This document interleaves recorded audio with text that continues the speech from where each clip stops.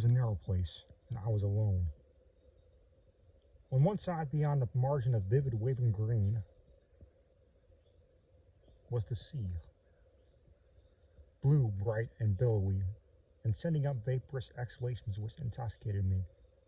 So profuse indeed were these exhalations that they gave me an odd impression of a coalescence of earth, of sea and sky, for the heavens were likewise bright and blue. On the other side was the forest, ancient almost as the sea itself and stretching infinitely inland.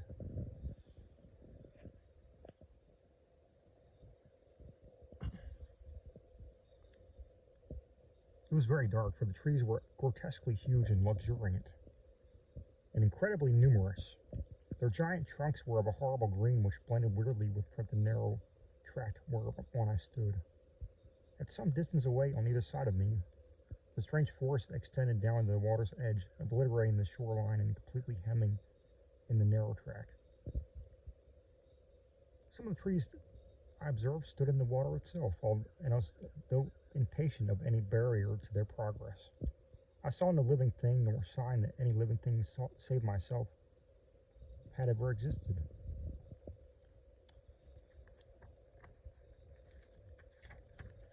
The sea and the sky and the wood encircled me and reached off into regions beyond my imagination. Nor was there any sound save of the wind-tossed sea and of the wind-tossed wind of the sea. As I stood in this silent place, I suddenly commenced to tremble, for though I knew not how I came there, and could scarce remember what my name and rank had been, I felt that I should go mad if I could understand what lurked about me. I recalled things I had learned, things I had dreamed, things I had imagined, and yearned for in some other distant life. I thought of long nights when I gazed up at the stars of heaven and cursed the gods that my free soul could not traverse the vast abysses which were inaccessible to my body. I conjured up ancient blasphemies and terrible delvings into the papyri of Democritus. But as memories appeared, I shuddered in deeper fear, for I knew that I was alone, horribly alone.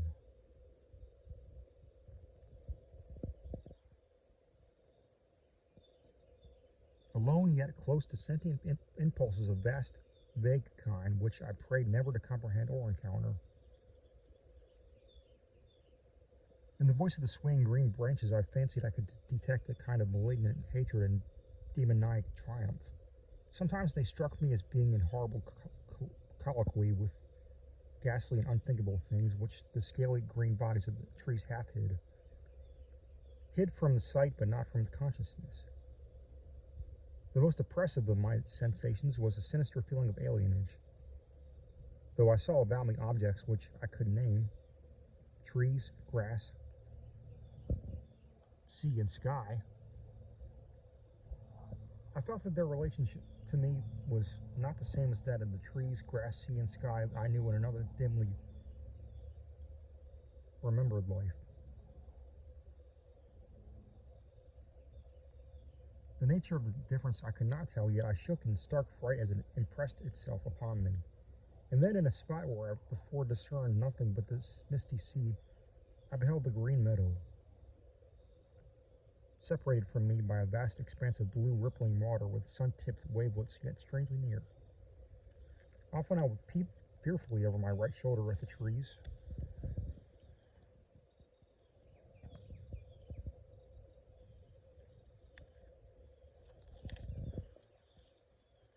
but I preferred to look at the green meadow,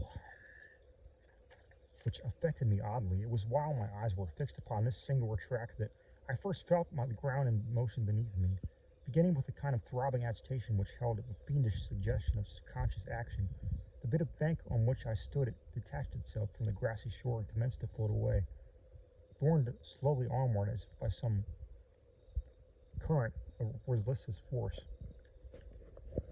I did not move, astonished and startled as I was with the unprecedented phenomenon, but stood rigidly as still until a wide lane of water yawned betwixt me and the land of trees. Then I sat down in a sort of daze, and again looked at the sun-tipped water in the green meadow. Behind me, the trees and things they may have been hiding seemed to radiate infinite menace. This I knew without trying to view them, for I knew as I grew more used to the scene, I became less and less dependent upon the five senses that once had been my sole reliance. I knew that the scaly green forest hated me, yet I was safe from it, for my bit of bank had drifted far from the shore. But though one peril was past, another loomed up before me. Pieces of earth were constantly crumbling from the floating isle which held me, so that death could not be far distant in any event.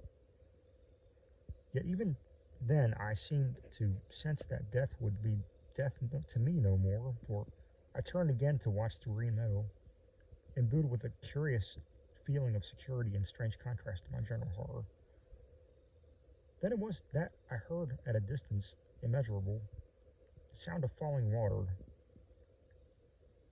not that of any trivial cascade such as I have known, but that which might be heard in the far Scythian lands if all the Mediterranean were poured down in an unfathomable abyss.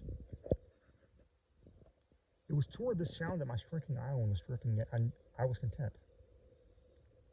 Far in the rear were happening weird and terrible things, things which I turned to view, yet shivered to behold. For in the sky, dark, vaporous forms hovered fantastically, brooding over trees and seeming to answer the challenge of waving green branches. Then a thick mist arose from the sea to join the sky forms, and the shore was erased from my sight.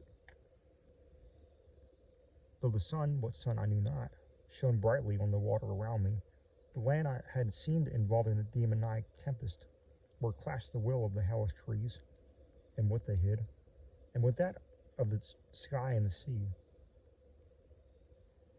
And when the mist vanished, I saw only the blue sky and the blue sea.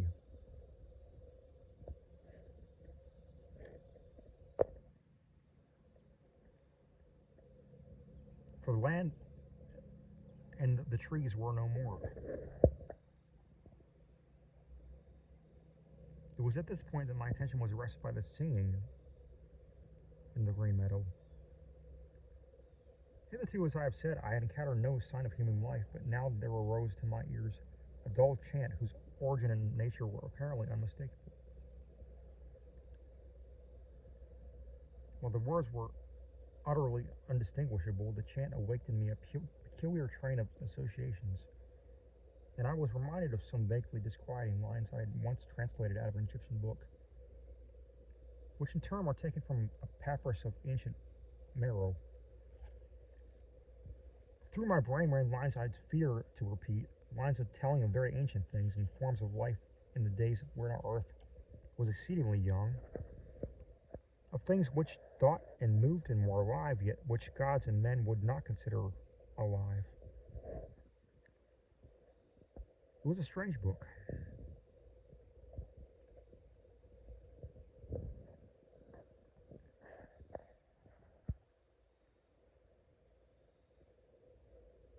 As I listened, I became gradually conscious of a circumstance which had before puzzled me only subconsciously. At no time must I distinguish any definite objects in the green meadow, an impression of vivid, homogeneous verdure being the sum total of my perception. Now, however, I saw that my current would cause my island to pass the shore at but a little distance, so that I might learn more of the land and of the singing thereon. My curiosity, behold, the singers had mounted high, though it was mingled with apprehension.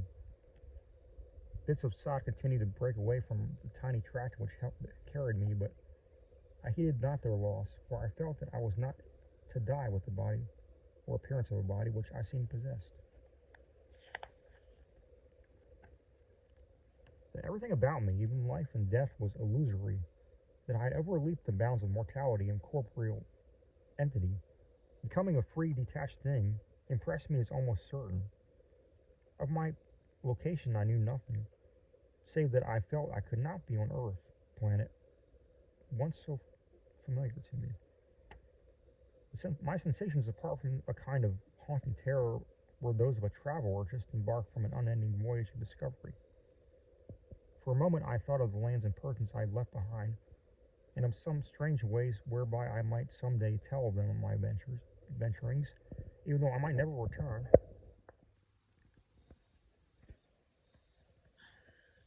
I never now floated so very near the green meadow, so the voices were clear and distinct, but though I knew many languages, I could not quite interpret the words of the chanting.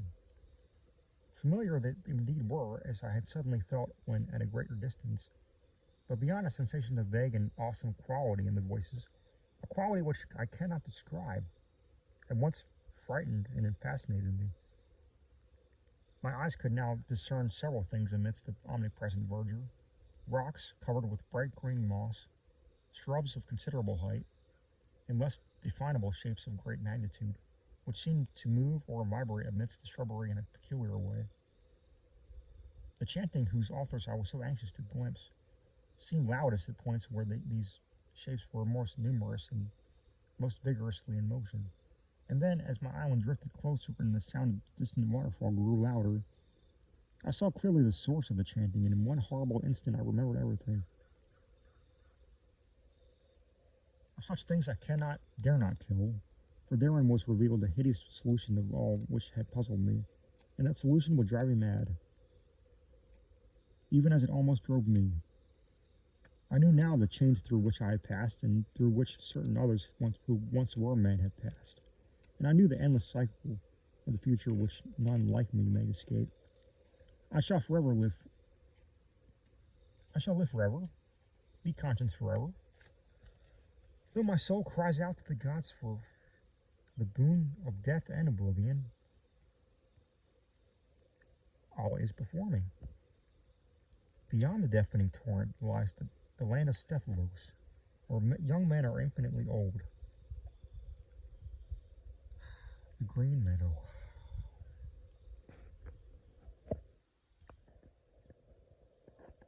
I will send a message across the horrible, immeasurable abyss.